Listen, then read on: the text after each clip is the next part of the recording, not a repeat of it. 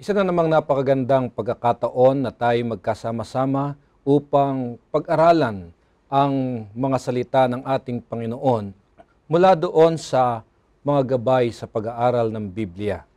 Ako po si Pastor Jose Zabat Jr. ng Central Luzon Conference sa Sabbath School Department ay makakasama ninyo at kasama rin po natin si Pastor Arnie Serra ng LL7 Fellowship. Pastor. Ako po'y nagagalak na magkasama po tayo ulit. Sa ating mga nanonood sa TV, mainit na pagbati po sa inyo. Ako po'y nagagalak tuwing nandito po ako na makasama nyo sa ating pag-study sa banal na aklat ng Panginoong Diyos. Sa ating pong pag-aaral ay tatalakayin natin ang hayaang malaman ng iglesia. Isa na namang napakagandang talakayan ito, Pastor, na makakapulot tayo ng napakahalagang mga prinsipyo. Subalit, bago tayo magumpisa, ay tayo muna ay humingi ng patnubay mula sa ating Panginoong Diyos. Tayo po muna ay manalangin. Dakila po naming Diyos, nagagalak po kami sapagkat binibigyan nyo kami ng pagkakataong pag-ukulan ng pansin ang inyong mga banal na salita.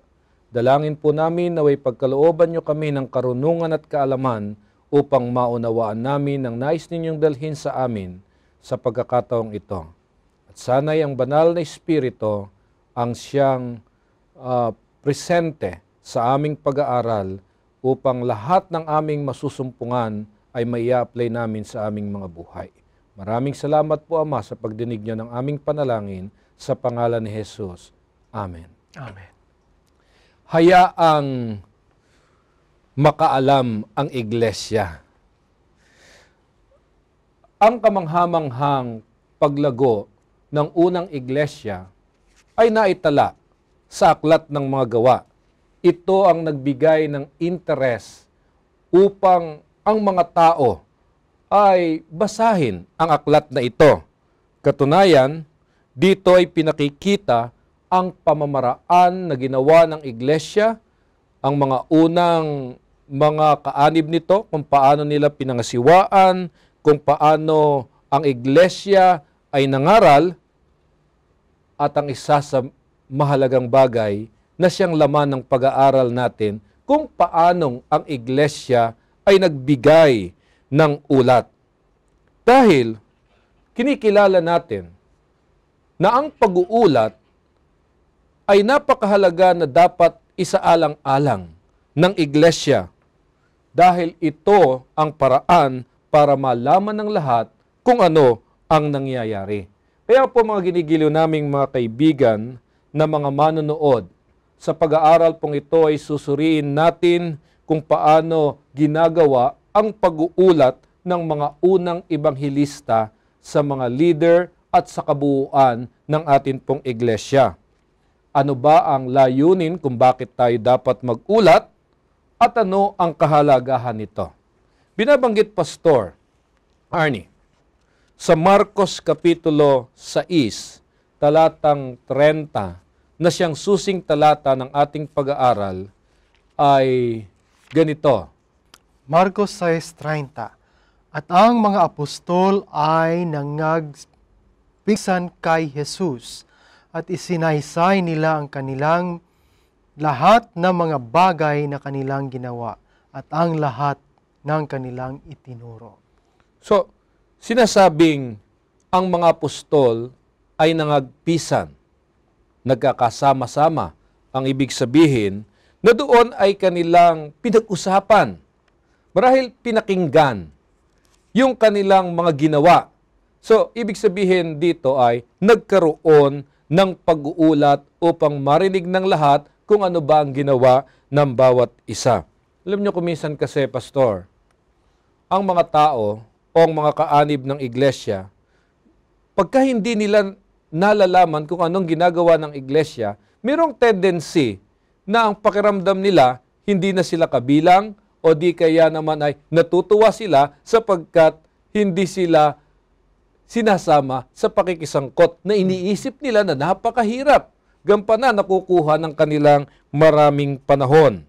So, Ang tanong ko, dapat ba tayong manatili sa kaisipan na iniisip ng marami na kapag ka daw may ginawa ang kanan, huwag nang dapat malaman ng kaliwa? Ibang membro po nating Iglesia, Pastor Sabat, yan po ang kanilang kaisipan.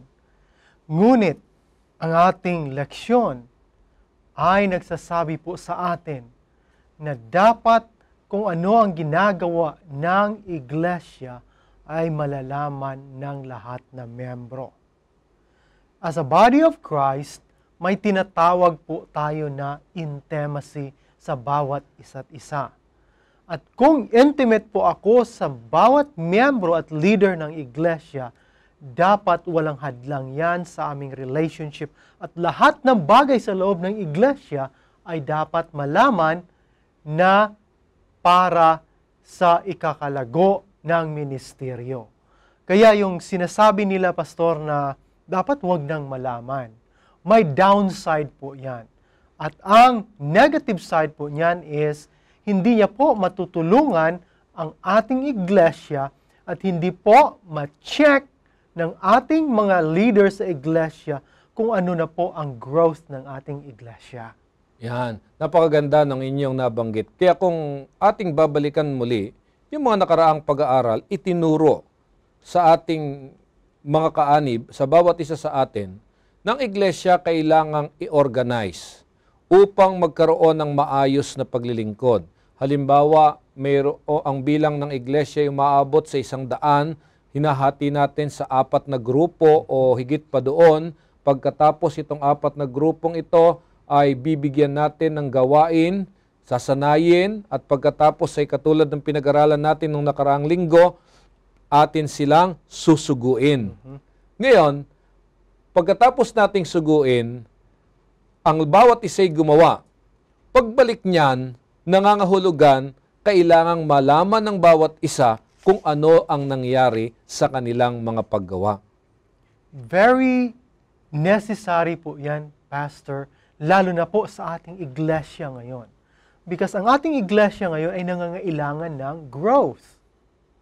Kung walang reporting po, mahirap po natin i-measure ang growth ng ating church. Halimbawa, kung isang grupo lang ang nagtatrabaho sa ministeryo, tapos hindi pa po sila magre-report, hindi po natin sila matulungan. Hindi kasi hindi natin alam kung anong nangyayari. Hindi natin sila matulungan in some aspects. Halimbawa, ano po ang growth area ng ministry na ito? Saan po ang kulang? Ano ang pagkukulang? Saan po ang dapat ipatuloy na bahagi ng ministeryo dahil magaling ito? So yung mga aspect na yan, kailangan po nating ma-check, ma-assess at matulungan. Yan. At saka po mga minamahal naming manonood, biblical, yung pagbibigay po ng pag-uulat.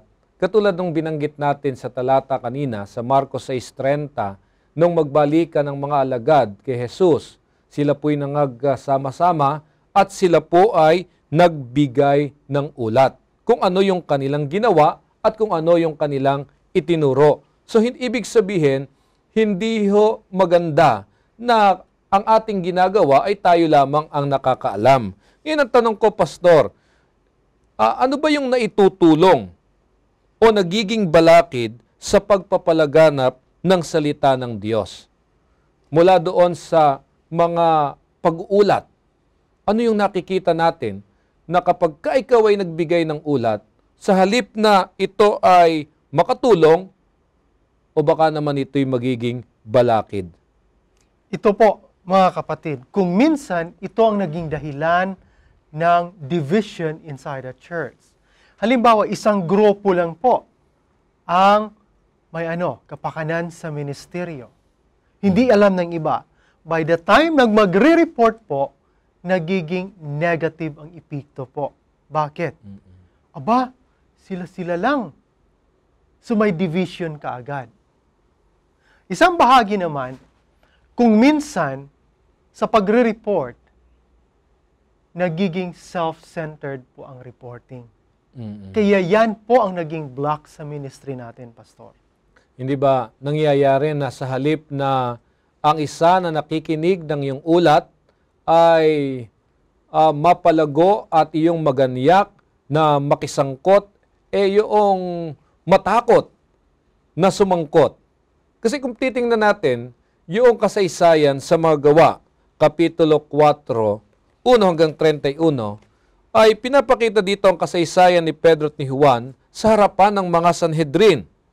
Anong kanilang posisyon? Ang sabi nila, mas gugustuhin naming sumunod sa Diyos kaysa sa mga tao. Hindi kaya nakaka-discourage ito sa mga makikinig dahil tila baga kapag ikaw ay gumawa sa gawain, ay kailangang ikaw ay haharap sa mga pag-uusig. Ito po mga kapatid, maganda po ang reporting sa ating kapanahunan ngayon. Dahil kung may problema, tapos yan po ang ating panukala na ito yung plano natin, ito yung goal natin, ito ang gagawin natin. Sa panahon ng reporting, may mga negative side po doon sa report. United pa rin po tayo na to face the adversity. Hindi lang nag-iisa yung nag-face ng adversity. So yan po ang positive side ng reporting. Maraming positive side pa po, Pastor. I know, sasabihin nyo rin po ito. So kaya nga, hindi ang lahat ng maririnig natin na ulat, yung maramdaman natin na tayo ay hindi natutuloy sumangkot sa gawain, yung madi-discourage tayo. Hindi gayon yung lahat ng pag-uulat. Tamang kahit si Pablo, sinabi niya sa harapan ng konsilyo sa Jerusalem yung kanyang naranasan. Binanggit din ni Pablo yung ulat kung anong nangyari nang siya naging saksi sa mga hintil.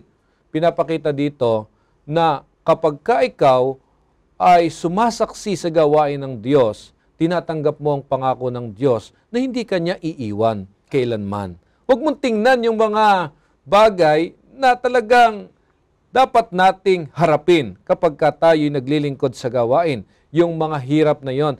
Yung mga hirap na yon ay kakambal yon upang tayo ay maging matibay sa ating pananampalataya. Kung minsan po, Pastor, may dalawang klaseng reporter. Ang isang klaseng reporter is yung optimist. Yung isa ay pessimist. Yung sa pessimist, ang pinapalaki niya doon po sa kanyang report ay yung mga negative na sabi mo. Yung optimist naman, sa kanya, nakikita niya yung dalawang aspect. The good side and the bad side. Yung good side sa kanya, sasabihin niya, oh, ito, maganda ito. Yung bad side, sasabihin niya, ito yung dapat natin bigyan ng pansin para mas lalo pang lumago itong mga magagandang bagay na sa ating ginagawa. So, sa ating bang paglilingkod ay hindi ba maganda na piliin na lang natin kung ano yung iuulat natin sa iglesia? Huwag na nating iulat yung mga negatibo. Katulad halimbawa nung nangyari nung sinugo ni Moses yung mga spy. Di ba? Na mag-espiya doon sa sinasabi nilang lupain. Ang pagbalik nung karamihang espiya, ang kanilang balita, abay, mahirap pasukin yung lupain yon. Mga higante, mga tao doon, kayang-kaya silang gapiin. Oh, yan ang sabi ko kanina, Pastor, yung pessimist side. Ang magandang bahagi ng reporting po, Pastor, lalo na pag fair and transparent yung reporting, ay nakakatulong po sa iglesia. Halimbawa, Pastor, ako yung espiya mo. Sabihin ko sa iyo, Pastor, ito yung pupuntahan mong lugar. Ang daming pagkain, it's a land flowing with milk and honey. Hanggang dyan lang po ako. So mai-excite po kayo. Pupunta na po kayo kaagad doon. Pagdating mo doon, nakita mo nga, oh, ang dami. Hindi ka nakaprepare doon sa mga negative aspect. So hindi ho kayo lalago. Ganyan din po sa atin mga minamahal kong kapatid. Dapat pag nag-report po tayo, fair and transparent po. Balanse po yung pagre-report natin. Para matulungan po, pag may problema na darating sa ating iglesia, handa na po tayo. Yun ang sinabi sa nagre-report sa atin. Handa na po kami. Hindi na kami natatakot. We are empowered by the Holy Spirit. Amen. Bring it on. Napakaganda ng iyong binigkas, Pastor, na talagang nakakahikayat upang ang isa o isang tao ay makisangkot sa paglilingkod sa Panginoon. Hindi nga po maganda kung ang atin lamang iuulat ay yung mga bagay na napawang kapag narinig ng mga tao, ang isipan nila ay lahat ay maganda. So, kailangan din nating kumpletuhin kung ano talaga yung nangyari at kung ano yung tinuro natin at naging tugon ng mga tao. Upang sa ganoon, mapag-aralan ng iglesia kung paano pa lalong magiging mabisa ang ating estratehiya. Yan po, Pastor. Bigyan ko po ng diin ito, mga kapatid at minamahal ko mga televiewers. Sa reporting, kailangan transparent and fair po yung report. Bakit? Dahil dito, ma-evaluate po natin, ma-assess natin ang problema kung darating sa ating ministeryo. Secondly, dahil doon sa fair, transparent reporting, doon natin maka-focus tayo sa growth and strategy na gagawin po natin. Pangatlo, pag may fair and transparent reporting, mai-enhance po natin, mapapalago po natin ang ating ministeryo. Pang-apat, masusustain po natin. Continuous po yung programa natin dahil protected na tayo in all side, in all aspect, dahil sa fair and transparent reporting. Napakaganda. So tingnan natin, paano nag-ulat si San Pablo. Makikita natin yung kanyang ulat sa 1 Corinto Kapitulo 9, talatang 19 hanggang 23. Sapagkat bagaman ako ay malaya sa lahat ng mga tao, ay napapaalipin ako sa lahat, upang ako'y makahikayat ng lalong marami. At sa mga Hudyo, ako'y nag-aring tulad sa Hudyo upang mahikayat ko ang mga Hudyo. Sa mga nasa ilalim ng kautusan ay gaya ng nasa ilalim ng kautusan. Bagaman wala ako sa ilalim ng kautusan upang mahikayat ang mga nasa ilalim ng kautusan. 21. Sa mga walang kautusan ay katulad sa walang kautusan. Bagamat hindi ako walang kautusan sa Diyos, kundi nasa ilalim ng kautusan ni Kristo upang mahikayat ko ang mga walang kautusan.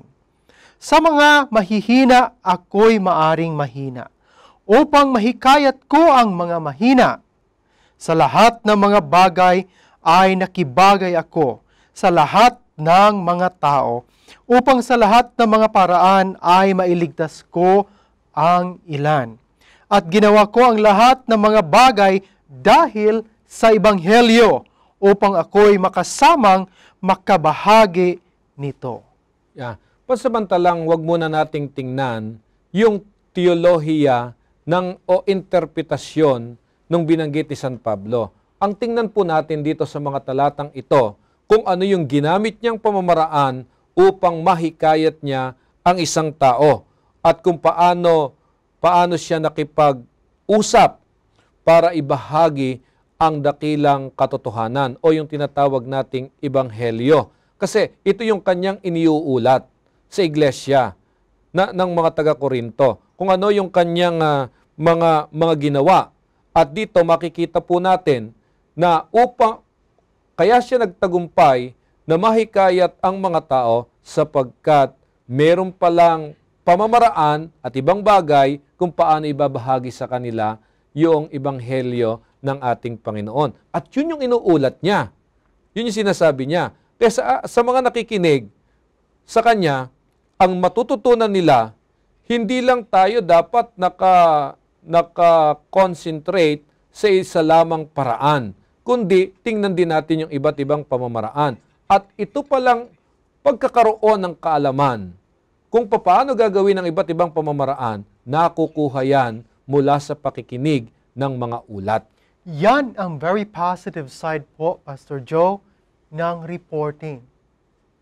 Halimbawa, handa po akong mag-adapt into new ways and style kung paano ko makaministeryo doon sa mga iba't ibang classes of people in the society.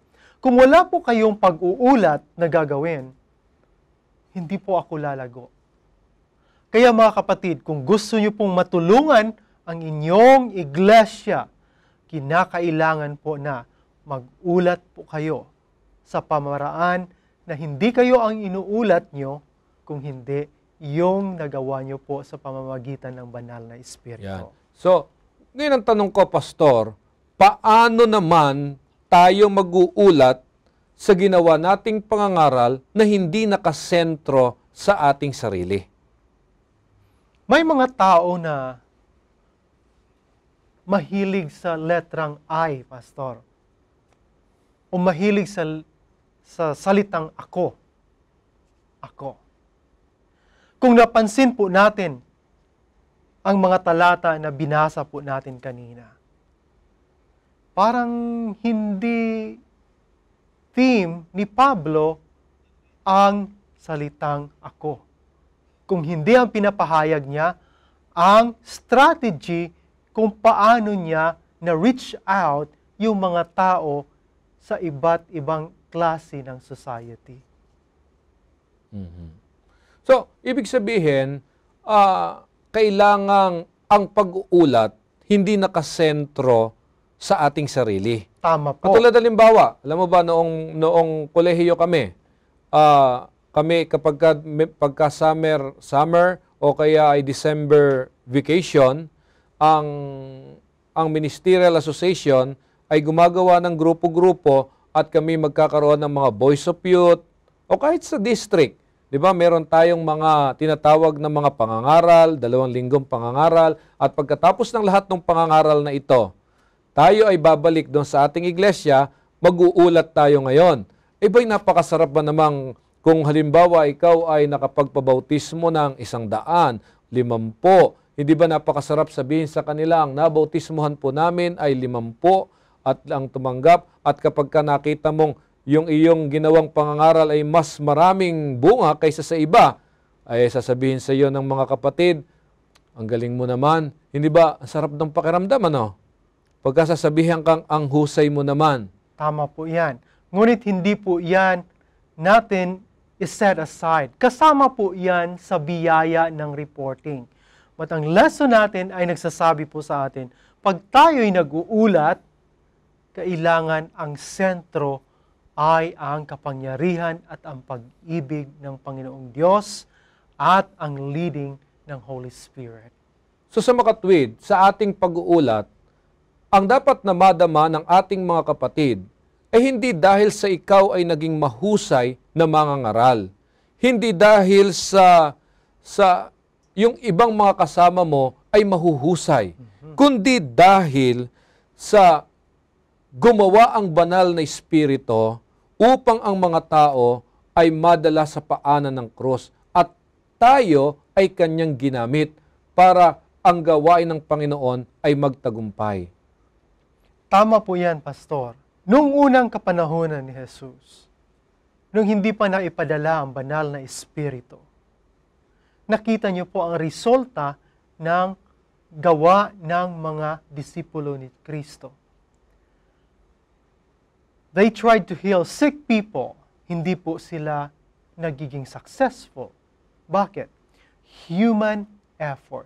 Nung umalis na po si Kristo at yung banal na Espiritu ay binuhos na po sa kanila. Nung ginamit sila ng banal na Espiritu, ang daming miracles ang kanilang ginawa. Healing, preaching, gifts of tongue, lahat-lahat na lang po, Pastor, dahil nagawa nila ito dahil sa tulong ng banal na Espiritu, hindi dahil sa kanilang kakayahan. Kaya sa pagbibigay ng ulat, dapat din tayong maging maingat. Dahil ang kaaway ay gagawa din upang yung mga makikinig ng ulat na sa halip na sila ay maganyak para makasama sa gawain, ang mararamdaman nila ay kakaiba, na kung saan ang gawain ay para lamang sa mga mahuhusay na tao. Tama po, tama. Kaya, we must be very careful and sensitive. Kaya dapat siguro sa loob ng iglesia, lalo na sa ating mga local churches, dapat bago ang isang tao ay magbigay ng ulat, dapat may guidelines po kayo sa inyong simbahan kung paano nyo po i-deliver ang isang report na magiging fine-tune ito sa lahat na nakikinig. Hindi ito self-centered, hindi ito nakaka-offend, hindi ito naka-put down ng isang tao na sasabihin nila pagkatapos na nakinig sa iyo, wala naman akong pastor, wala naman akong talent na ganyan. Sila na lang po, nakakahiya. Baka ipa-report niyo ako, hindi ganyan kagaling ang report ko. Hindi ba, magandang sabihin kapag ako'y magre-report, ang amin pong pangangaral ay nagtagumpay, 100 kaluluwa ang nabautismuhan.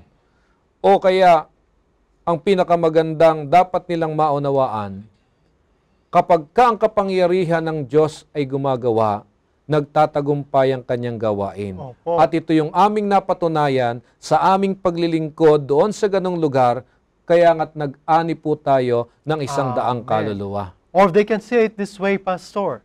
Sa tulong ng banal na Espiritu na gumawa ng paraan sa pamamagitan ng inyong mga servants. Ito po ang resulta ng ating ministeryo sa lugar na ito. Something like that. Kaya naman sinasabi natin sa ating mga manonood, yung paraang ito ng pag-uulat upang sa ganoon, ang pakinig o ang pansin sa ating mga iniuulat sa iglesia ay hindi matuon doon sa nag-uulat, kundi doon sa ginawa ng Diyos kung paanong ang gawain ay nagtagumpay. Opo. Yung ginawa ng banal na Espiritu at ang ating pamamaraan kung paano tayong nagpasakop sa kanyang banal na gawain. Amen. Siguro isa sa mga question na dapat natin isipin po, mga kapatid, is a question like this. Who is glorified when I report? Yes. Dapat po siguro natin bigyan ng pansin sa ating puso bago po tayo magbigay ng ulat sa ating mga iglesia. Yes. Dahil ang pag-uulat ng ating mga ginawa at itinuro o yung ating pangangaral at pagsaksi, ito ay hindi nagsasabing ang iba'y mahina, kundi ito'y nagpapalakas sa mahina at ito ay nakahihikayat sa iba upang maging malakas. Amen. Sang-ayon po ako dyan, Pastor Joe. Mhm. So kaya, totoo, kapag ganito yung maririnig natin sa mga ulat sa ating mga iglesia, aba, siguro ay napaka-exciting na malaman tuwing araw ng Sabado kung ano ang mga nangyari sa ating mga paggawa. Kanina nasabi niyo po, Pastor Joe, na kapag may nakikinig ng report, nahikayat yung nakikinig na mag-join doon sa ating ginagawa. Yan po siguro ang isa sa mga excitement ng reporting. Na every time may reporting tungkol sa ginagawa nating mga ministeryo sa Ebanghelyo, nai-excite po sila para they will come and join us. And that is exciting pag they will come and join the work of God. Alam mo ba na yon ang dahilan kung bakit ako ay pinaglalaanan ko talaga ng panahon nung ako'y nasa kolehiyo na kapag December vacation o yung semester's break, yung makasama ako sa mga Boys of Youth. Kasi naririnig ko sa kanila kung ano yung mga karanasan nila sa kanilang mga paggawa. At totoo nga naman na napakasaya na makasama ka sa paglilingkod. Kaya masasabi natin itong pag-uulat na ito ay nakakaakay o nakakaganyak sa iba upang makisangkot sa gawain ng Panginoon. Kaya nga, Pastor Arnie, itong pag-uulat ay isa ring bahagi ng komunikasyon. Ngayon, ano ang sinasabi ng Biblia tungkol sa komunikasyon? Meron tayong mga makikita kung paanong nakipag-usap si Jesus at kung paanong nakikipag-usap ang mga alagad sa ating Panginoong Hesus. Yun ang tinatawag na communication. Ito ho yung proseso na ang intensyon natin ay hindi tayo ma-misunderstood ng bawat isa sa atin. Na minsan, totoo, na sa halip na maunawaan tayo, hindi tayo nauunawaan. Ang tunay na layunin ng pakikipagpanayam o pakikipag-usap ay upang malaman natin kung ano ang nangyari at bakit ito nangyari. So yun yung binasa natin sa Marcos 6:30 kanina. Yung paraan ng pakikipag-usap ng Panginoong Hesus sa kanyang mga alagad para malaman ng bawat isa kung ano talaga ang nangyari. Tama po. Kung minsan, kung bakit hindi nag-join yung mga members natin sa ating trabaho sa loob ng iglesia, dahil po, they are left in the dark. Hindi nila alam po talaga kung ano ang nangyayari sa iglesia. Yun yung sabi mo, Pastor, na sa ating iglesia, kailangan po ng communication. Healthy and direct communication process. At isa po dito ay ang pag-uulat. Halimbawa, ang inyong church board po sa local na iglesia ay may panukalang na approve na ganyan po ang plano, ito po ang plano natin, ganito po ang ating gagawin, tapos hindi po nila yan i-report into the body, mahirap po yun, Pastor. Kaya kailangan kung ano yung naplanuhan na, kailangan ipaalam, i-communicate sa ating mga miyembro sa iglesia. Yeah. Tama bang isipin na wala kang maiuulat kung wala ka namang ginawa? Tama po yon. Tama po yon. So, sasabi ba natin na kung bakit ang ibang iglesia o ang ibang mga kaanib ay hindi excited na makisangkot sa gawain dahil wala naman silang napapakinggan na ginagawa ng iglesia? Tama bang sabihin niyon? O kung minsan po siguro, hindi lang nila alam kung anong nagagawa ng iglesia or ang ginagawa ng iglesia. You know, Pastor Arnie, kung bakit napakahalaga ng pag-uulat, kasi dito natin ma-evaluate kung yung bang pamamaraan natin ng panghikayat ng kaluluwa ay tama o hindi. Kasi kung wala pong pag-uulat, maaaring mag-isip lang din ulit tayo ng panukala o ng programa na yung programang hindi naman nagtagumpay, yung pa rin yung gagawin nating programa. Sad to note po, Pastor, na yan po ang nangyayari sa ibang iglesia natin. Dahil walang reporting, dahil walang evaluation, ilan-ilan lang po ang gumagawa ng programa sa loob ng iglesia at hindi lahat ay nakakaalam kung anong programa. Yun po ang nagiging cycle. Palagi na lang bumabalik yung programa na hindi nagdulot ng growth sa loob ng iglesia. Dahil yan na po ang nakasanayan, so, sasabihin ng mga ibang leaders, wag nyo nang, palitan yan. Dahil yun na ang nakasanayan natin. Which is not fair para sa ibang members or para sa ating iglesia. So, hindi natututunan yung mga bagay na dapat baguhin o yung mga bagay na dapat idagdag upang ang programa ay lalong maging maayos at maganda. Tama po. So kaya nga, kailangan nating malaman kung ano talaga po ang nangyayari.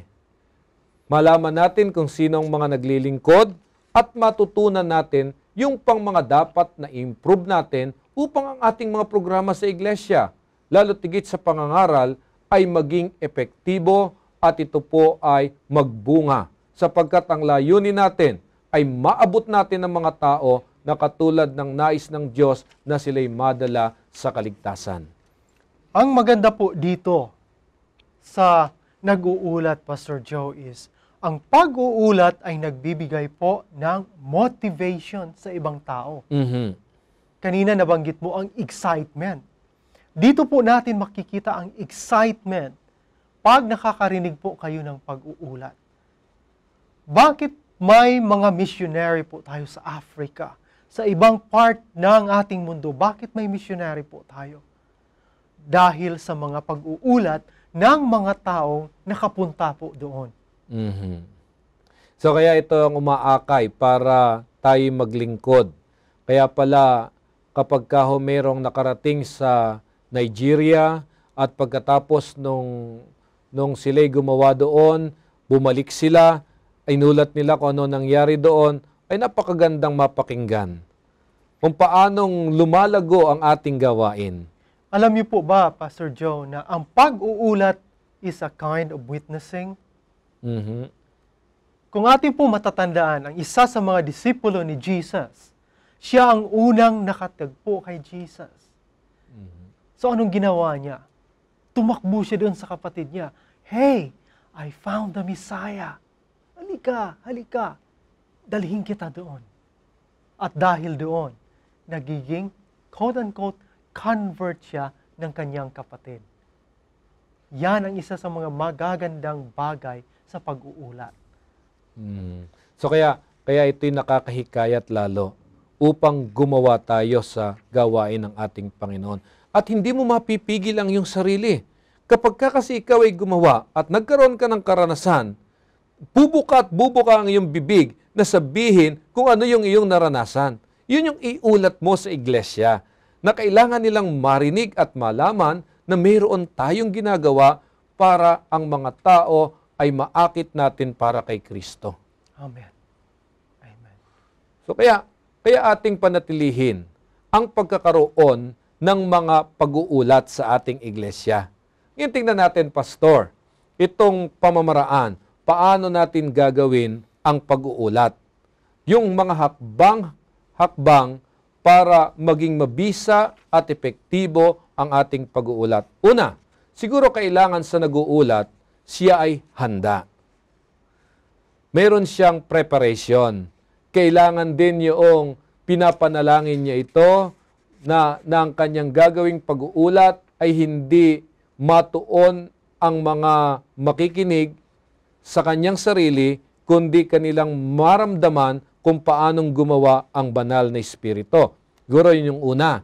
Then ikalawa, yung kanyang gagawing pag-uulat ay makikita ng mga tao, hindi lamang yung sinasabi natin na negatibo o positibo, kundi makita nilang kapwa kung ano ang nangyari at kung paanong nagtagumpay ang paggawa ng banal na Espiritu. Ikatlo, kapag naibigay na natin yung ulat, magkaroon tayo ng evaluation tungkol doon sa mga iniulat upang makita naman natin kung ano yung matututunan natin at maidaragdag natin sa ating mga kaalaman upang sa paggawa muli ng pangangaral o ng panghikayat ng kaluluwa ay lalo maging maganda ang ating programa. Tama po, Pastor Joe. Kaya importante po para sa ikakalago ng ating iglesia ang pag-uulat ng mga ating ginagawa sa loob at sa labas ng iglesia. Yeah. Dapat nating naunawaan ng ating role.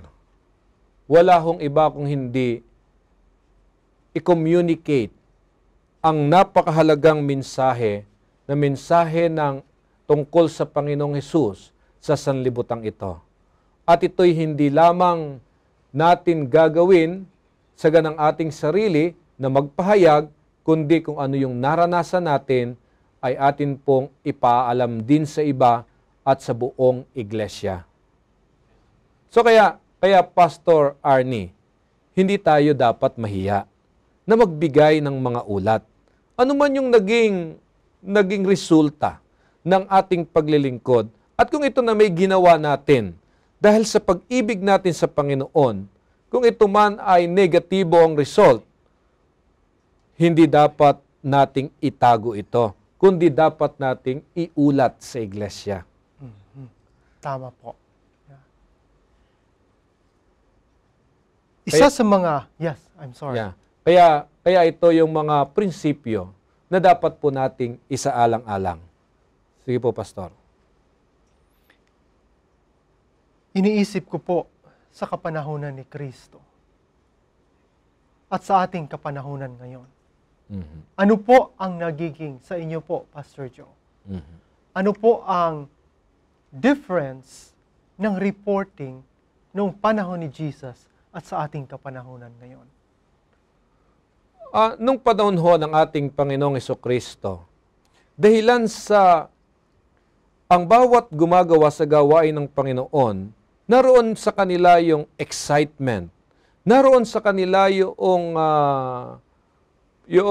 kasigasigan na malaman ng iba kung ano yung kanilang ginagawa, ipinakikita nila transparently kung ano yung talagang nangyayari. At sa kanilang pag-uulat, makikita ho natin na hindi nakatuon sa kanilang sarili, kundi sa kung ano ang ginawa ng Diyos, kung bakit nagtagumpay ang gawain. Kasi ho, nakalulungkot lamang sabihin na minsan sa ating pag-uulat, hindi mawala talaga yung iangat natin yung ating mga sarili. Sapagkat gusto nating tayo ma-recognize. Well, kailangan natin marahil yun sa kapag ang pag-uusapan ay magkaroon ka ng kumpiyansa sa iyong sarili. Pero, sa atin hong pangangaral at pagsaksi, ito ho ay gawain at commitment natin 100% at 100% din na gawain ng banal na Espiritu upang sa ganoon, ang mga naroon, mga taong nasa kadiliman, ay makakita ng dakilang liwanag. Amen. Napakaganda po ng iyong salaysay, Pastor Joe. Doon sa sinalaysay niyo po, nakukuha ko po ang mensahe na pag ang isang tao ay nag-uulat, ang nag-glorify po ay ang ating Panginoong Diyos.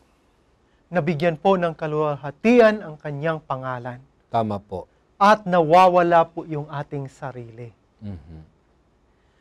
Isa sa mga bagay na gusto ko pong banggitin dito, mga kaibigan ko, caution o paalala po sa ating lahat. Huwag po nating i-compare ang mga reports. Huwag po nating sabihin, ay, napakaliit, ay, napakalaki. Hindi po yan, hindi po yan healthy para sa ating church. Small or big results na inuulat ng ating mga kaibigan or ating mga kapatid, that is for the glory of God. Nagiging negatibo po siya, Pastor, kung lagyan natin ng kulay. Kulay or something, label. Mas mabigat ang ginagawa mo. Mas kunti lang ang ginagawa mo. Nung nag-report ang mga alagad ng Panginoong Diyos, hindi sila nakatanggap ng comment ng Panginoong Diyos kagaya ng mga sinabi ko na maliit, malaki, grabe, kulang pa, dagdagan mo pa, wala pong narinig ganyan, Pastor. Kung hindi, encouragement, pagpupuri sa Panginoong Diyos dahil sa kanyang tulong na nagawa yung mga bagay-bagay na yaon. Kaya kapag ikaw ay gumagawa sa gawain ng Panginoon, hindi dito pinag-uusapan kung gaano kalaki yung result mo o kung gaano kaliit yung result ng iba. Kundi, ang pinakikita natin dito, kung bakit natin ito ginagawa, sapagkat tayo'y ay nagbibigay kaluwalhatian sa Panginoon. At gusto nating maakit yung iba na sa pamamagitan ng kanilang pakikinig, kung paano natin dinadala ang Ebanghelyo, nag-glorify ang ating Panginoong Diyos. Amen. So, hindi pinag-uusapan dito yung laki at liit ng resulta, kundi walang resulta na maliit o malaki kung ang bawat isa ay nagtitiwala sa kapangyarihan ng Diyos na siya gagawa sa kanilang buhay upang gawin siyang epektibong manggagawa. Ang kailangan lamang ay yung ibibigay mo yung sarili mo sa Kanya upang ikay magtagumpay sa gawain, at kung ano maging bunga ng pagtatagumpay na iyon, yun ang iuulat sa iglesia at sasabihin ng iglesia, napakabuti ng Diyos, purihin ang Kanyang pangalan. Amen. Ang ganda ng salaysay niyo po, Pastor Joe. May nais po akong idagdag para sa ating